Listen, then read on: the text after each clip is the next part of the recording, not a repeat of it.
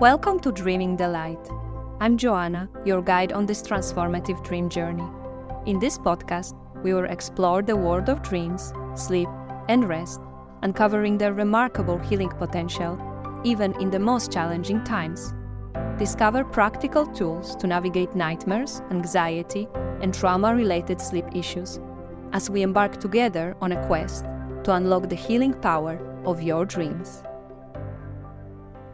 Hello everyone. Today I have a great pleasure of talking with Amina Mara, a great lucid dream coach and researcher, an author, and host of amazing podcast, the Dreamworld podcast. So if you haven't checked that out yet, I really recommend you do that. And we're going to be talking today with Amina about how dreams and lucid dreams, maybe specifically, can help us in time of crisis, of a challenge, and so on. So welcome, Amina. Lovely to have you here. Thank you. I'm honored to be on your podcast. Very excited. This is an important topic. So yeah, like you said in the intro, I love all things dreams. I love talking about dreams, sharing dreams with others. And there's so many things like in the dream work field that, a person can focus on. So lucid dreaming happens to be like my thing. It's something that I really enjoy talking about. It's something that comes natural to me. So I teach people how to lucid dream and, how to get more out of their dreams by bringing in lucidity, and it's something that everybody can learn. It's a skill that we can all practice, even if you've never had a lucid dream before. So I do that. I have an online course, and I also just love talking about it, in the community. So, yeah. Yeah, I love that. I love that you're already spreading awareness among the new generations that are really, I think, into that, right? Like, do you feel that maybe younger people are sometimes more open to learn or to even hear about lucid dreams than maybe some older generations that didn't really know what is that? I think so. Yeah. I think the internet is helping a lot with like making lucid dreaming more trendy and more interesting. And I also think that now in society, we have less like restraints and taboo about what we can do and talk about. So people feel more comfortable with these spiritual, psychological adventures. I think it's gaining more interest in the public in general and in the youth. So I hope so, because I think the next generation, should really tap into this dream space. And the world definitely needs it right now. No, it needs it so much. So, Amina, tell us, how did it start for you? Like, how did you get into that specific field of dreams? Yeah, I've always loved dreams since I was a child. Like I've always had, since like 8, I've had lucid dreams and I always had vivid dreams. So I was always like in this world, just exploring. And then in high school, I started to have more intense experiences like sleep paralysis and these longer dreams. So I got more curious about it. And then in university, I studied psychology because I was really interested in the brain and how it works and what happens while we sleep. And I didn't at first really see a way to like bridge it scientifically. Like I kind of thought like studying dreams wasn't really a thing, but it is a thing and people are doing it. Yeah. And I was so happy when I discovered that. But first around 2020, I was kind of like, we were all sitting at home and I was like, why aren't people talking about dreams? I found a group online of people that were chatting on Clubhouse and, I really woke up this thing in me that was like, people want to talk about this. People need the research. People need the dialogue. So once I realized that, I already felt like I was late, but whatever, I started the podcast. I had all these people come on and tell me, about their dreams, not only just regular people, but scientists, psychologists, researchers, and then, dream workers and spiritualists. So I really started to like bridge the science and spirituality gap. And I just kept going from there, teaching people all this information that I learned from talking to all these different experts and, onronauts and explorers. I kind of gathered that and built a course. So, I just kind of let it go from there. And it's something that I enjoy doing and I'm not going to stop. Yes, please don't stop. So is there any specific area of interest within lucid dreams that interests you? Specific uses of lucid dreams or their, properties or how we can use them? Because I know there are many ways, right? That we can, I maybe don't like to to use the word use so much, but like how lucid dream can assist us in so many different things. Yeah, it's a hard question because there's so many things that you can use lucid dreaming for. Sorry if you can hear that rooster in the back. I'm on part of the farm. Actually, I can't, but all Okay, animals are perfect. always welcome on my podcast. I know, right? Yeah. So yeah, like one of my favorite things to do in lucid dreams is to get advice for my life and get guidance on things that I'm working on. So like, decisions I have to make or planning out, big projects that I have to do. I really use it as like a life hack in that way to, help me get through things or help me see things clearly, whether it's talk about problem with somebody or things like that. Another thing that I like to use it for is just exploration, like talking to dream characters, like bringing out this extra layer of my subconscious to see what comes up, and also an element of exploring it as if it's like its own dimension that I'm exploring and want to uncover. So I like to ask dream characters about their life, about what are you doing here? What do you have to teach me from this dream? Whatever depends on the dream, depends on the phase of my life. But I can also talk about some other things you can do in lucid dreams. Those are just two of my favorites out of the infinite things you can do. There's always just having fun, flying around, exploring, practicing skateboarding if you've never even ridden a skateboard before, like all these things you can do. And then there's more spiritual stuff of like healing your soul, healing the world, like working on your traumas and like trying to, unpack things that are holding you back. Lucid dreaming is a great space for all that really important shadow work. You can get more spiritual with it and call upon your ancestors or guides or, figures of protection, whatever it may be. And you can also use it, for other things that benefit your waking life, like practicing skills, even been scientifically proven to help, you know, rebuild neural pathways and like, hone in those memories and muscle memories. So especially if it's a skill that you're already practicing, it enhances performance. Even languages, or, if you're more into the spiritual side, you can work on manifestation, like practicing for that job interview or, building your house that you want to see come to realization. So all these things that really help you just like feel it and experience it. Because lucid dreams can be fully sensory experiences. You're really there as if you're experiencing it, which is cool. And of course, there's levels to it. At first, someone might have a really short lucid dream. So it might take, even for me, it takes a few attempts of doing a dream task or trying something. It takes a few dreams, which can be weeks or months. So, I say be patient with it and, don't give up after trying things like for one day. Yeah, totally. Persistence is a key, right? Also in practicing and developing lucid dreaming practice. So would you mind sharing maybe some examples of your own dreams or dreams that were shared with you that you have permission to share about how dreams can assist us in everyday things? Like what you mentioned before, when you have a decision to make or you are confused or not sure about something, like it can be really down to earth, right? Like besides all of the big things and discovery, of what it means to be a human, if we bring it back to everyday life, it can be super practical, right? Yes, exactly. Yes. So I can definitely give some examples. There's a few that always come to mind when I talk about healing dreams. So on a personal level, there was a time a couple years ago where I was going through like a depression and some grief and just like a really hard emotional time for me. And I was, feeling this way for like a while. And it came a point where I was just like, I want to heal. I want to feel better. Like I didn't know where to go next. It was a very like dark time for me. So I had a lucid dream in particular where I realized I was dreaming and I realized that like in the dream, I was in this like turmoil situation, kind of representing like my emotional state at the time. And I just call out to the dream, like with all this desperation, like it was really like a call from the heart. I was just like, bring me my spirit guides. Like, I really need some help right now. Like, it was like a call for help to like my dream guides. Yeah. And this guy like comes through the door and he's like, follow me. Like, and we go through the wall like Harry Potter style, like just straight through the wall. Oh. Yeah, so dreamlike.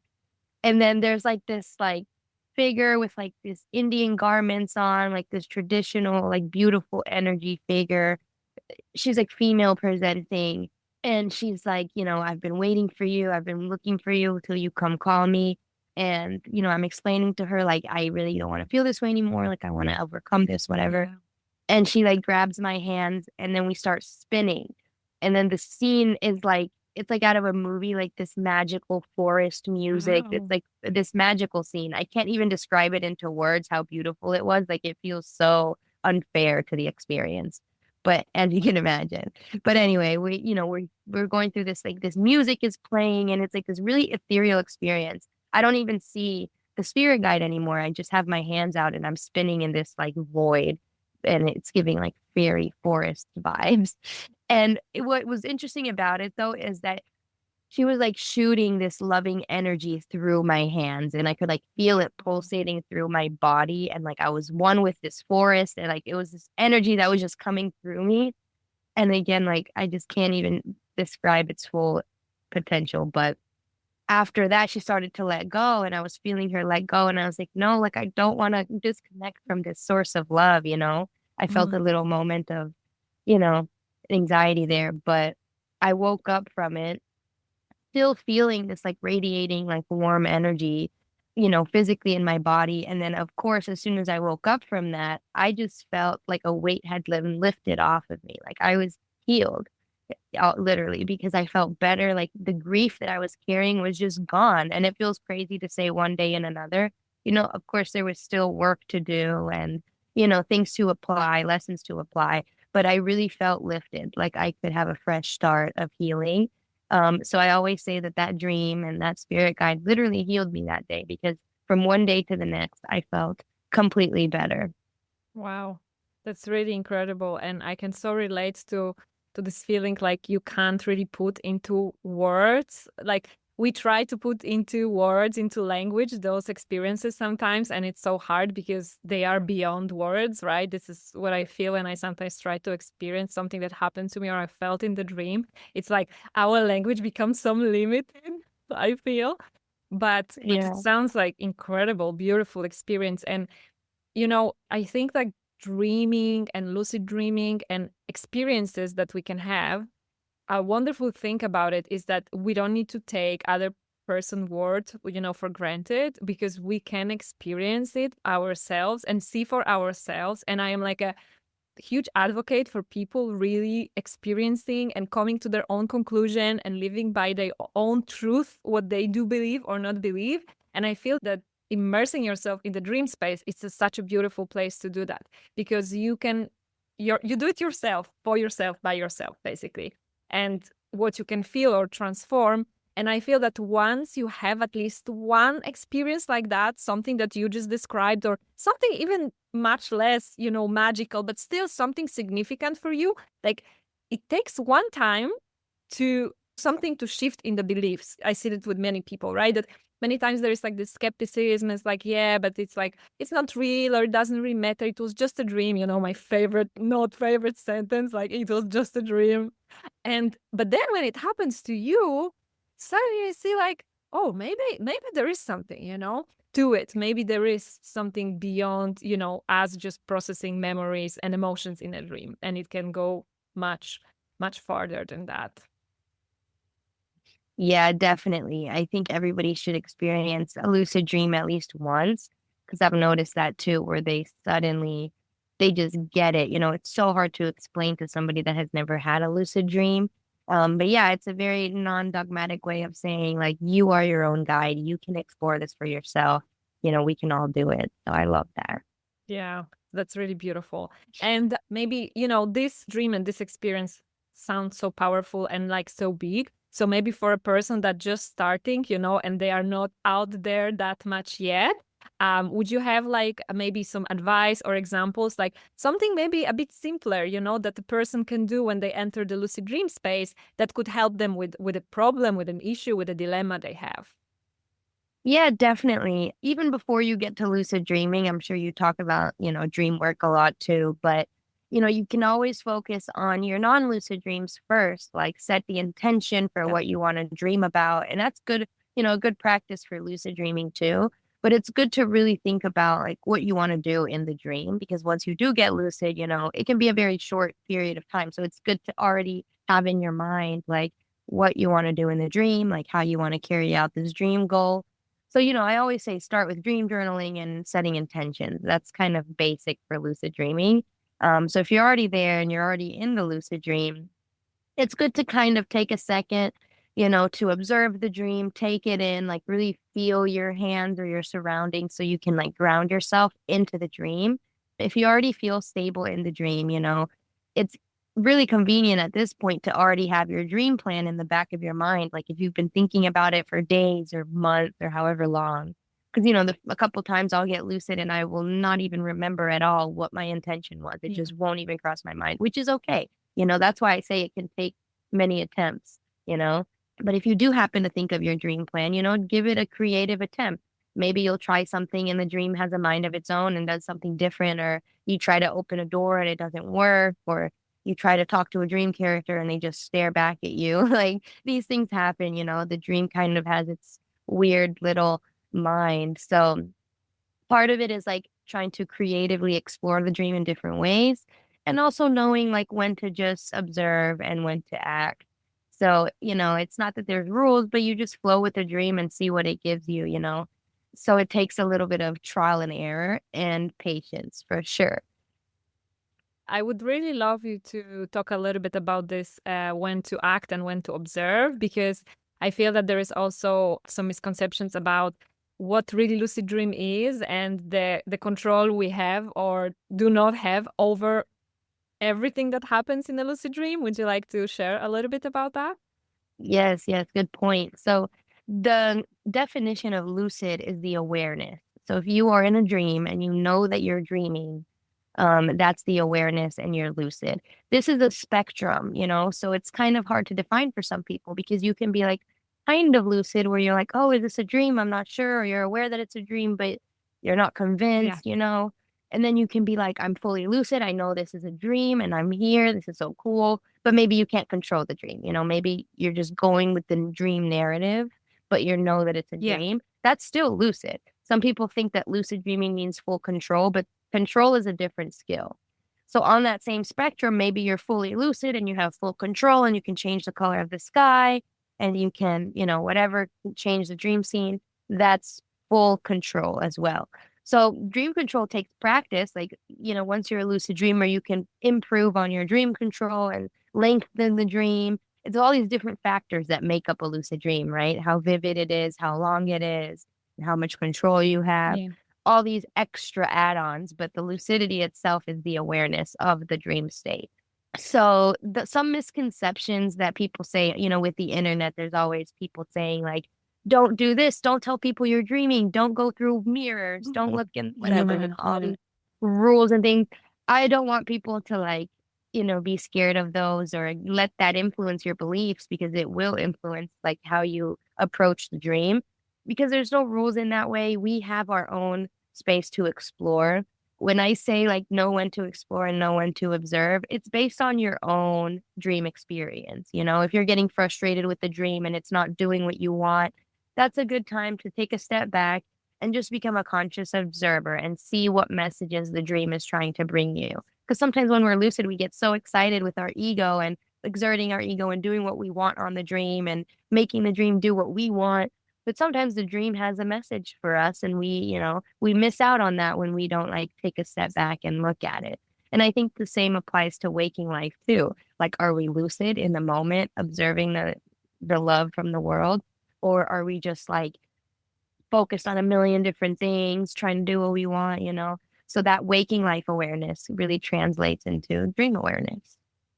Totally. And also, I think now that I think about it, maybe also the control, that we try to have in a lucid dream also applies to the control that we try to have in a waking state. Because as you said, sometimes in a lucid dream, you try to do something, you try to change the dream scene, or you try to accomplish a goal and it's not working out. And then it's kind of like a crossword. What you gonna do, right? Are you gonna continue being frustrated and try, or are you gonna think to yourself, okay, maybe I'm supposed to just let's see what happens. And I feel that in the waking state, it's exactly the same. we have our plans and ideas how things should go or should not go. And then if something's not going the right way, like what do we do, right? Like, are we getting frustrated and we try to push our way through something? Or we're saying, okay, maybe, maybe things are not meant to be this way. And it's very interesting that actually it's exactly the same behavior in the both states, no? Yes, exactly. I always think that dream is like a parallel to the waking world, and how we show up in one reflects how we show up in the other, definitely. Yeah, I am definitely on the team of observing, maybe also because don't have such a good control over my lucid dreams. It's not something that I work really hard toward, but I really love this observing state when I'm just letting the dream unfold because I'm such a curious person. Like I say, I go into detective mode and I'm just like so excited just even to see what my psyche, it's gonna bring to me. I really love it. But also, I was thinking about like what we said about control and actually how we behave or who we are in the waking state. It's also coming up in the dream state. Is that also our beliefs gonna be tested? I think in the lucid dreams, especially, right? Because if you have some limiting beliefs about something, it will show up in the dreams, right? Yes, definitely. Our dreams will cater to where we're at with an understanding of something. So, like, if you believe, like, I can't fly, like, I'm bad at this, your dream body is going to have a hard time Yeah. executing that thing because you're, like, not confident in that. So, I always tell people, like, have confidence that you're a natural lucid dreamer. Even if you've never had a lucid dream before, like, you have to know that you're capable and all this stuff. And it takes some time. But yeah, even just beliefs about life and death and what happens after death, like lucid dream has the complete ability to shatter that, and really make you rethink your whole life because you're like aware in another dimension and you're fully there. And now all of a sudden, all of your belief systems are totally altered. So it has the potential to do that as well. Yeah, exactly. For me, it was something pretty funny about being able to move through the wall, something that you said that happened to you in that dream. So, like, sometimes you hear like those general tips about like what you can do in the lucid dream or how to check if you're in lucid dream, right? So, like, oh, look at your hand or try to go through a wall or fly or wherever. And actually, for me, I feel like it's just I am kind of like opposite of everything that the general rules, or tips are advising. Because first of all, for me, the awareness in lucid dreams usually it doesn't come from reality checks. I just become aware because of something that's happening. Maybe it's a wrong day or something already happened and it's happening again. And suddenly I have this moment of lucidity. Oh, like, no, this already have happened. Like, or my grandma is no longer alive. Like, this is a dream. And then I would go and at the beginning, right? And I would go and try all those things, like what happened when you look at your hand, or can you fly? And like, I could not fly. I could not go through a wall. I could not do nothing basically at the beginning. And so it was for me like, okay, maybe those are not the best reality checks because if someone is the same like me and they will try to check if it's really a dream doing those things, like they may be still, convinced that it's not a dream. And then one time, finally, I was able to put my hand through the wall and I realized that it was like completely, there was no pressure about it. I think there's something about pressure and like maybe wanting to master some stuff because in that dream, it was like kind of like, oh, by the way, can I do that? Right. I was just walking somewhere like, and then my hand went through the wall and I was like, oh, I can do that. How cool. But I feel that when there is like this pressure, for me, I can't, just the things are not happening for me in the lucid space. Yeah, that's very common. It's happened to me as well. I think it's an aspect of like when we're too excited or nervous, or like you said, Mm-hmm. pressure. Sometimes we just can't compute it, or maybe there's a deep down belief of like, oh, this is not going to work, even if you're not fully convinced of it. But also, sometimes I've noticed, you can't fully rely on reality checks because, like you said, they don't work for everyone. And there's anything could be a reality check. So, hundreds of different things can work Yeah. for different people. Like, you hear the typical check your hands and flip a light switch, but I've made up the most random reality checks ever. But if you already know that it's a dream, for me, it's like 50-50. Sometimes I'll just have a random Yeah. noticing of awareness that it's a dream. And then sometimes I'll think to do a reality check. But for me, the reality check is just confirmation. I try not to depend on it too much because it has happened to me where I'm like, oh, my hand doesn't go through the wall. I guess I'm not dreaming. And I was dreaming, and it's so frustrating. Or one time I was like, Exactly. oh, I have 50 fingers. That's normal. Nothing weird there. I just don't catch it. So I've even at one point I would do two reality checks in case the first one didn't work. The second one would usually get me, and the second one was something random, like, try to shape shift this water or whatever is next to Yeah. me. But yeah, I love telling people like don't depend on reality checks.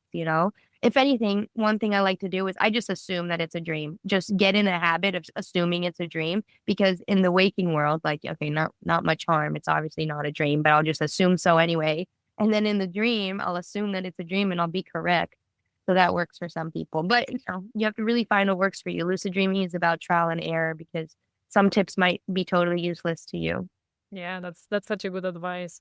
And like you said, like it's totally up to a person what's gonna work for them and not work for them. And as I told you, like for me, I felt like all the general tips and rules really disappointed me. So if I haven't tried, continued, I would maybe have thought that, something is wrong with me or my lucid dreaming. But yeah. So would you mind sharing maybe another example of a dream that helped you in any area of your life? Yeah, definitely. I have so many, so it's hard to pick. But I can give a dream that's kind of an example of how I practice like healing for others, which is something that I enjoy doing. So I first got this idea for this dream because my cat was like sleeping on me Mhm. and he was like purring. And I was like meditating and like half asleep. I was in like this hypnagogic phase. So I was already like slightly out of physical reality. And he's like purring on me. And for some reason, I don't know if it was actually happening or if it was my dream. I think it was happening because I could still feel my surroundings, but my breathing was like in sync with my cat's purring. So like Mhm. the same Yeah. like frequency, we would like breathe and purr at the same time, and it felt really cool. And I felt like I was like telepathically talking to my cat as this like dream was forming. And I'm telling him, or really, he's telling me things. Like my cat is kind of telepathically telling me that he's like this, you know, interdimensional being, and that he heals people with his like purring. Like his presence in my life is healing, and also like at night he protects us spiritually. That's what he's telling me. And I'm like, whoa, cool. And so I'm like, let's heal for the world because Mm. there's a lot of people hurting and Yeah. crazy wars happening, and like I don't know what I can do about it. He's like, okay, let's do that. So we start like shooting out this like healing love energy from like Mhm. every breath that I take, and he's like the transmitter to it, like the I don't even know how to put it into words, but he's like shooting it out and sending it. And I'm visualizing like the earth and our little ray beams of love like going over the earth. And that just felt really cool to me. And of course, I woke up and I'm like, okay, yeah, that's awesome. Like, go healing. But like, did I really do anything? Like, of course, when you wake up into reality, you're like, that's silly. Like, what does that really do? And then, kind of connected to this, I was at the airport. I've been traveling a lot, like, past couple of weeks. And then I saw something in the bathroom like, people in Gaza are starving. What are you going to do about it? And I've been thinking about that a lot because like, what can I do about it? Like I can use my platform to share about what's going on and, donate to fundraisers and Yeah. follow people and stuff like that. Because sometimes I feel a little bit disconnected of like, what can I really do from like where I am on this side of the world, right? And with the resources that I have. So, I use my platform for that, but it's something I've been thinking about a lot more, obviously, lately. So then I had another dream where I was fully lucid and I was exploring this town. It's a really long dream, so I'll just kind of like cut to the relevant Yeah. part. But it was definitely some sort of like initiation ceremony going on. And then I'm in this like river town, and the town kind of represented like different parts of the world that, need help or are going through Yeah. transitions. And there was, this like guy guiding me through the dream. And then we get to this big tree. It's like 1,000-year-old tree in the middle of this river, and it's like flowing. And the tree had like markings of like people that had visited. Like it felt like that was a location in the astro that people come to. And they had like people's names carved on it, like John was here, like whatever. Um, and then even people's like Instagram handles like written on it, like find me in the waking. Um, and it felt like a place of offering. So in this big tree, like I looked closely at it, and it had like wounds, kind of like the fibers were exposed, and it had like, it kind of was representing like, suffering and healing, like Right. open wounds. And so the guy was explaining to me like that this is representing like the struggles of the world and all the pains and wars. And so I climbed the tree. Well, first I'm like, you know what? Let me offer some of my, magical healing energy. That's all I really have to do in this dream. So I'm like doing Reiki on this tree, and I'm watching it like, reconnect and like heal over and patch the wound or whatever. I'm like giving it Reiki for a minute. And then I climb the tree, and it's like this tree house because it's like this gigantic like Yeah. house sized tree. And there's these like people like in the tree, and they're like crying and they're all sad, and I'm like offering them support. But they're kind of giving me this energy of like, we don't really want to talk about it with you, or like we don't want to give you bad vibes or whatever. But I'm just offering them love, and I'm like here for them. And I sit there what felt like hours. Sometimes dreams feel like so long, and then I wake up and it's been like 30 minutes. But yeah, it just was another one of those dreams of just like really intentionally offering love to wherever, Yeah. anywhere and everywhere. And so I could keep doing that, but I still always have that feeling of like, I don't know if this does anything. But then part of me is like, I really think that like giving out love to the world starts from like the love within. So I do believe that. But then, reality hits me, and I'm like, where is the love? Like, I don't feel it. So, Yeah. Well, first of all, incredible, beautiful dream, and so relevant, I feel, for everything that's been going on in the world.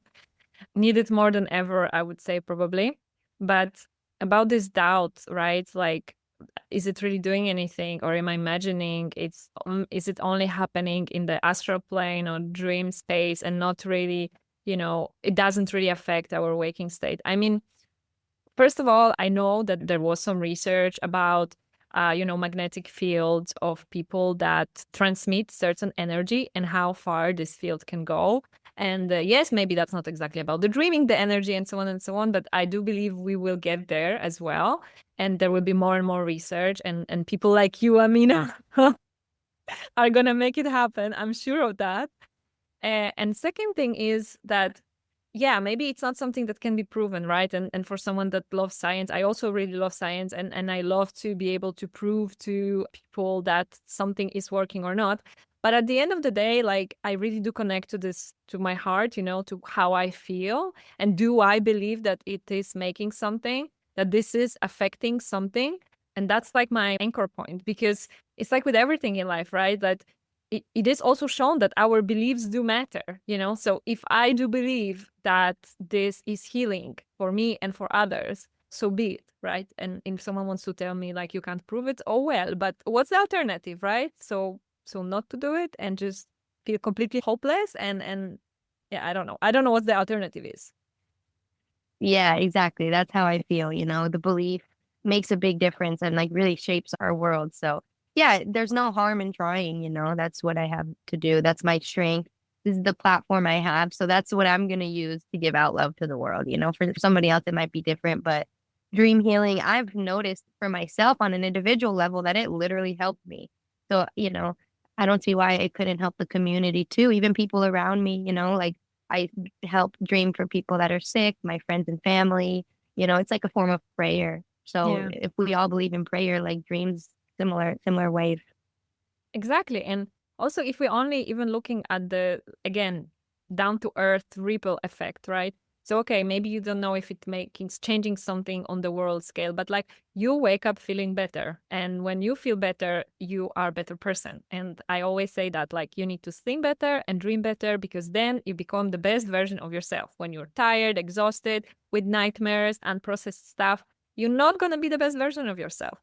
Whether when you wake up from a dream like that, your heart is filled with love, with hope, and all the other beautiful things, like how you conduct yourself, how you walk this day, even if it's only for one day, right? It changes, and it has a ripple effect, because maybe you're going to be nicer to someone that needs to someone else to be nice to them, and so on and so on. So even if we look at it this way, even if we simplify it only to this like small actions that happen when we are in better place and we act from different frequency, so it already makes change in the world. Like, yes, it's not solving the war problems and all the other terrible things that happening. But again, this is what I believe, that if we all take care of our, community and our families, and it's like really, it's like a ripple effect. It spreads. So Yeah. Yeah, and the ripple effect is powerful. I do believe that it has the ability to change the world because, think about it. You're nice to one person, one conversation could change somebody's view, Yeah. and then that could change how they talk to their kids and or grandkids, and that's the whole next generation. That grandkid could be the next president. Like you really never know. That ripple effect can change the world just because of one conversation. I fully believe that, and that alone erases all of my doubts. So we're good. Exactly. So whoever is feeling like maybe wherever they're doing their energy work, their prayer work, their dream work, maybe having doubts if it has any effect, we can always bring it back to this place of like it does matter, because even it just matters in your own family and your closest friends and so on and so on. Exactly, I agree. Have you planned like, or have you experienced, or is it something maybe in your head now? We are talking about like those dreams, those dream prayer dreams for healing the world. Have you planned or thought about like having maybe like a group doing such a work? Like would you try or already tried it with other dreamers? I think that's a great idea, and I 100% believe in the impact of that. I haven't like done an organized one. I've just done like casual ones with my friends. Yeah. But that's definitely something I'd be interested in, and maybe that's something that I could do or that we could do in like the community if there's enough interest in it. I would totally be down for it because, as you said, like, I really do think that many people walk with this feeling of hopelessness because of the state of the world. So it can also bring back hope, and also, like, I do believe create a ripple. Yes, definitely. And I fully believe that like more people with the same intention like amplifies that effect by so much more, which is why people congregate for, Yes. things and to give honor and remember things because like our energy together is unmatched. And especially at the same time, with all these different time zones, even just like a group of people coming together via email to share like what they dreamt about or what if they did the goal or the intention. I think that could be powerful too. I've done like, group dream goals with people Hmm. before, not for healing specifically, but Yeah. for like, let's meet up and do whatever task. And it's always interesting. It really brings people together to see how the dreams overlap and like what similarities the people dreamt about, even if it's like not on the same day. So I think that's really powerful.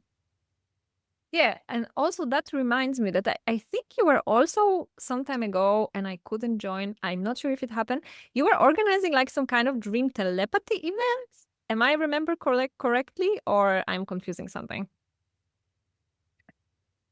I might have because Oh, I've done that before, but I can't think about the exact one that you're referring to. But yes, I've done that before, like with friends or, different online groups of like, let's send each other a message and get it in the dream. And usually we're all in different time zones. So we kind of report back of like, hey, I dreamt of this. Is this your word? And, sometimes we've had some hits. So yeah, I yeah. love doing that. Yeah. Did you gather some like interesting insight? Because I feel that it's also a territory that's very still Sure. unexplored, but I do believe that maybe, in the next, I don't know, 10, 20 years, that could be something like the dream telepathy. It could be something like It really is. going on. There's growing research on it for sure, but it is like this very difficult to research area because it is based on subjective experience. Like I'm telling you what I dreamt about and you have to take my word for it because I could be lying. Like nobody has a picture of what's in my head, right? So that's difficult. It really challenges materialism as a whole. But it is we have had some interesting hits and it's this very elusive like place because it's like you have to remember the dream in enough detail to accurately Yeah. see.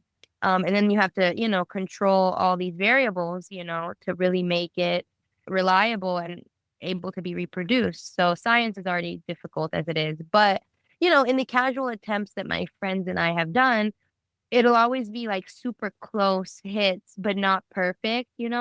Like somebody dreaming of a mammoth and the word is elephant or something like that. But one interesting one in particular that we did was my word for my lucid dreamer friend was sushi. So that's like the image that I was thinking and I would send to her or whatever. And then in her dream, like on another night, she got like this image of this Swiss cake roll. Maybe you can like edit in the picture in the video, but it's like, those chocolate rolls. And they Yeah. look like sushi, like structurally similar to sushi with Right. the slices and everything is just chocolate instead of rice. But she sent me a picture of that. She was like, oh, like cake? Is this your word? Like, I don't, is it cake? And I was like, it's not cake, but it is sushi. And that literally, like, when I saw it, like, something clicked in my head, like, that's the structure of it, you Yeah. know?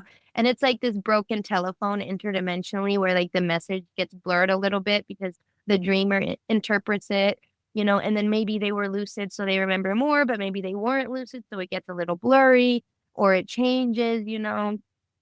We had some other very similar hits kind of like that, where it was like so close, but like slightly different, or like a weird play on words of the word that I was trying to give her, you know? So it always does like this funny thing, which number one makes it harder for science to grasp. And I think the dream does it intentionally, like, nope, can't catch me, you know? Huh. But yeah, I've noticed just doing these experiments how close we really are with people, especially people that we're physically and emotionally close to. We can like send messages through the dream. And I've also had dreams like with my brother where we're in the same kind of like dream scene, but he'll see it from his perspective and I'll see it from my perspective, you know, Wow. kind of like two people telling about a party that they went to, but maybe they had like different parts of the room, you know. So yeah, it happens a lot. And some people we just don't realize how much it happens because we don't remember our dreams, but we share dreams with people all the time. That's so cool. For me, the only time that from what I remember or been shared with me, is that one time it wasn't exactly shared dream, but it was shared something that connects us in the dream. Was that when I was going through a very hard time, and I had this dream that I was like in the second or third floor of a building, and there was no floor really. Like there was only like on the edges the floor, but then on the middle there was like no floor, and so it was like just a hole, like there's no ground, right? No floor. And it felt like when I woke up, so my feeling was like, yeah, I feel like I don't have a like a steady ground under my feet. Like I will fall into a hole. Like it's very wobbly, it's unstable. But I speak with my husband about dreams in the morning. Like I ask him like, what did you dream? What did you dream? And this time I ask him like, oh, do you remember your dreams? And he's like, yeah, something really strange. Like I was building a floor. And I was like, you are building a floor. Okay, thank you very much. Because it seems like I'm really lacking a good floor right now. So it was like, I think because also he is very big part of my life. Obviously, he's my support also. So I felt like kind of his dream was showing me something, like I can rely maybe on his stability right now when I'm lacking it. So it wasn't exactly shared dream, but it did feel like very significant because honestly, like, what are the odds? Like, we dream about so many things. He never told me that he's dreaming of building a floor. Like, come on, right? So it felt very significant. Yeah. Yes, definitely. And that's exactly what I'm talking about. I think there's another term called mutual dream, and like the definitions vary depending who you ask. But I like to use this in between term where it's maybe not like a shared dream where we have all these exact things, but you get definitely are dreaming in support of each other. And that's so common. And like, I fully believe that it's related because, yeah, like we were saying, how the world, our waking reflects our dream, and like use your support system in waking. And then, of course, totally, I believe that you guys are doing these adventures in the dream world together. And maybe they're more shared than that. You just don't have full memory of it. Yeah, exactly. Like sometimes when I'm up for it, like I say to him before we fall asleep, like, oh, if you feel like it, you can visit me in my dream tonight. Like I'm up for it tonight. And not every night because I'm also have my own adventures, right? But if you feel like it, like come visit, right? And sometimes I do remember that he was actually like I dreamt of him, and we were doing something. So that's really cool. So on this subject, I also wanted to ask you about precognitive dreams. Like, have you experienced precognitive dreams, and have you tried to ask about the future in a lucid dream? Aha. Yes, I've done both. Okay. So more experience with the latter, which is asking about the future, because I'm always asking about the future and I only Yeah. get good answers a small portion of the time. But I do love doing that. So a lot of times it'll be like, you know, when I first started my podcast in a lucid dream, they showed me future episodes and they were like, keep going, you're gonna do great, you know. I needed that because I was insecure about it. And like Amazing. little things like that. Yeah. Like I've seen the future of like, you know, in 2030 of like my life and what we're going to be doing. So obviously I don't know yet if it's true. I have to wait and see a couple of years. But I've seen like small scale too. Like I've seen, you know, oh, I passed this test or I succeeded in that, you know, like my dream giving me confidence. Like, don't worry, you'll get it. And then I Yeah. do, you know. So those aren't like those you can explain a little bit more logically, right? But I'm always asking for the future, so it's fun. And then the precognitive ones for me, like they're never significant, like big events or anything. I know a lot of people do have those, and those can be kind of scary or feel like a lot of responsibility. For me, it's something random in my day that it'll just happen spontaneously. Like it started in high school. Like I would see the in a dream, like an argument that happened at school or something between a teacher and whoever. And then the next day I went to school and the exact same argument, like not even coincidentally, like the same positioning in the hallway and the same person with the backpack, like details, 5 seconds of a scene, exactly how my dream went. Had nothing to do with me at all, but I'm just like, okay, like thanks, I guess. I don't know what I'm supposed to do with this information. It just showed me like, hey, by the way, your dream can show you something that hasn't happened yet, you know? And I kind of woke up to this idea. And then recently I had another one where at work I had a dream that somebody like got mad and quit or whatever. And there was no indication that they were upset with the job. But I thought about this and then literally the next day we got a message that like, oh, this person like had quit for whatever reason, da, da, da, da, da. And it wasn't like exactly how it went down in Yeah. the dream, but I felt like that's quite a coincidence. Like, what are the odds of that, you know? So I wrote that one in my dream journal as precognitive. And then every time I write something in my dream journal as precognitive, it's like sometimes they're longer, but they're usually just like random descriptions of how this day is going to go. And in the past, sometimes it's been like a big important day in my life. Like one time it was a whole day, like my friend and I, we, went to this place and she showed me this necklace and then we got massages and then we, had this series of activities that we did. And then like a month later in waking life, we had the exact same things that we did. And I only realized at the end of the dream when we were sitting in the car and she said something like, oh, I'll be right back. I'm going to go get something from inside. And in that moment, I realized that was exactly what she said in the dream. And that's when it clicked to me like, whoa, I had a dream of this moment, like deja vu. And then I pulled it up in the moment in my dream journal and I realized like all the things we did today, we did in this dream. And, maybe the story was a little different, but like the main Yeah, activities of we did course. were in the dream. So that was again, and I was like, okay, what do I do with this information? I don't know how this is useful to me at all, other than like, this is really cool. So that's Yeah, my experience. this is really cool, but also like, did it make you think about the concept of time? Like, because for me, having precognitive dreams, it really challenged my idea of time. So I wonder how is that for you? Yeah, definitely. I mean, very early on, I was already thinking, or knowing that time is not linear and that it's an illusion, and all these conclusions I've come to about how time is not what we think it is, in physical waking. I mean, even like when I started reading about quantum physics and planets, what's the word for it? Anyway, about how gravity and planets changes the time of it. Right there, I was like, okay, we already know scientifically proven that time is not what we think it is. So it's not far out there to think that dreams allow us to look outside of linear time and see the maze from above, kind of, and see things that might happen. And, this is also, there's some research on like big events such as like natural disasters Yeah. or even COVID and things like that, where a lot of people will dream about these themes. Of course, the brain like uses a story or metaphors to like logically, you know, satisfy our limiting beliefs, so to speak. So, there's different versions of it, but a lot of people will kind of dream together of these things before they happen. So it's not uncommon. And I think that we're all connected in that way. And if the collective consciousness holds all the future, past, and present, then it would make sense that we can get glimpses of it, like little sneak peeks.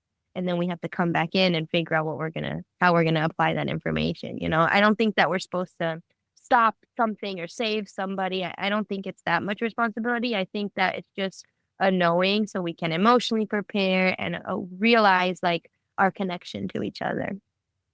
Definitely.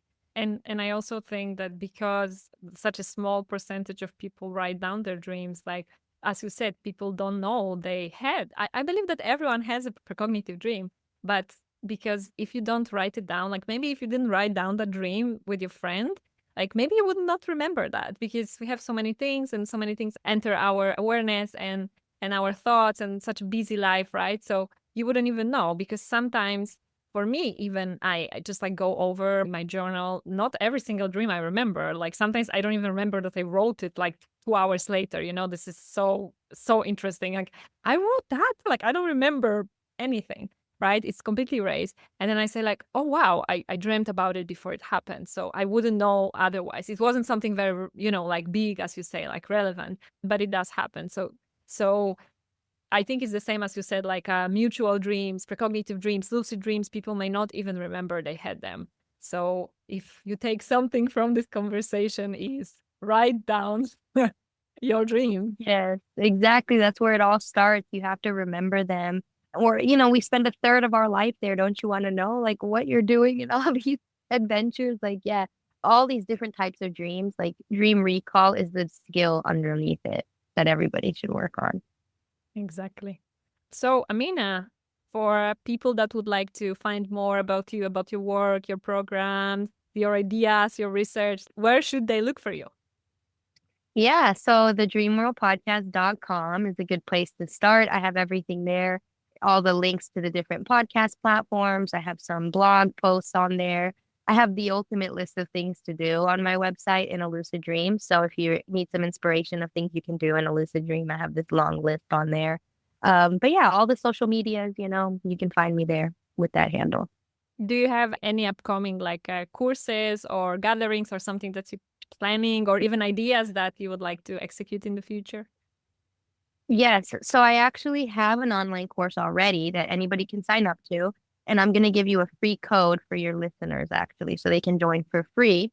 I love giving it out for free because I think everybody should learn how to lucid dream. And there's a lot of like research on there. And I'm just pulling up the code really quick. But in terms of events, I don't have anything necessarily that I'm planning except for the, IASD conference in June. It's going to be in Oregon, so I'll be there. If anybody's local to the West Coast, I might do like a workshop or something. I don't know. Amazing. So I'm going to include that in the notes and also link to your website and to some of your social media. And yeah, I really hope I see you next year in June at the conference. I hope I will be able to make it. It's going to be a bit far for me, but who knows? Hopefully. And also, side note about the link, it expires after a month. But if anybody's listening to this later and wants a free code, just email me and I got you. Amazing. So thank you so much, Amina, for sharing your wisdom and experience with us. And yeah, do you have like a last sentence of wisdom for anyone who would like to maybe have their first lucid dream ever? Just pay more attention to your non-lucid dreams. Like, start there. Amazing. Thank you so much. Thank you. I really hope that you enjoyed this show. If you did, please consider giving it a like and maybe leaving a review. And most importantly, feel free to share it with your family and friends. For more information about my work and projects, you can check out my website www.bluelotusqueendom.com.